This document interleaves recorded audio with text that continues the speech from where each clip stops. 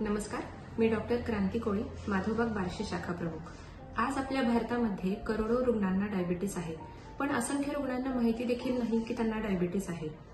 सर्व काही सुरळीत असताना अचानक वयाच्या 35-40 नंतर हा टाइप 2 चा डायबिटीस कसा होतो?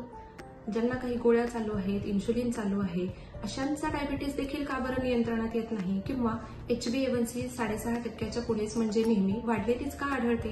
अशा रुग्णांना थोडे देखील काम केले तरी थकवा का जाणवतो? हातापायांना मुंग्या, हातापायांची जळजळ, वारंवार लघवीला जावं लागणे, सतत चिडचिड होणे असे त्रास का बरं जाणवतात? अशा डायबिटीसच्या रुग्णांची आदर्श दिनचर्या काय असली पाहिजे? त्यांनी काय आहार घेतला पाहिजे?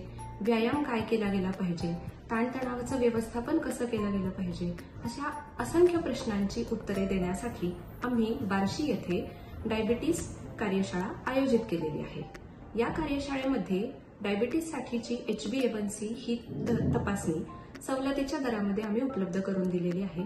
तसेच कार्डियक रिस्क असेसमेंट ही तपासणी देखील आम्ही देणार आहोत। या कार्यशाळेला उपस्थित असणाऱ्या सर्व डायबिटीसच्या पेशंटसाठी मधुमेह रुग्णांसाठी जो आवश्यक आहे असा 1 दिवसाचा आहार देखील आम्ही कॉम्प्लिमेंटरी म्हणून देणार आहोत। या कार्यशाळेचा लाभ घेण्यासाठी समोर दिसत असणाऱ्या नंबरवरती आपण आजच संपर्क करावा।